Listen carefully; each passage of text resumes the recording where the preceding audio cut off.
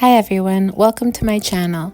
Today I'm going to show you what I do to fortify my kids' milk to make it just a bit more nutritious than just regular milk. My kids, they can't have cow's milk, so I do this with goat's milk powder that I source from a dairy in British Columbia. I just get them to send me a month's worth at a time. So I will be putting everything that I do in the description. You can read for the recipe if you would like to. And I make this every day for them. 1 kg of dried goat's milk usually lasts me about 2 weeks.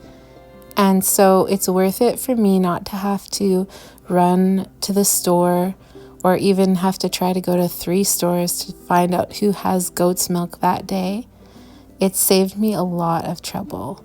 So I really recommend sourcing whole milk powder from a dairy if you're able to. It made a huge difference for me. I started fortifying my children's milk when my son was around 8 months old. He had stopped breastfeeding and I had to come up with a formula that I could make on my own at home with goat's milk.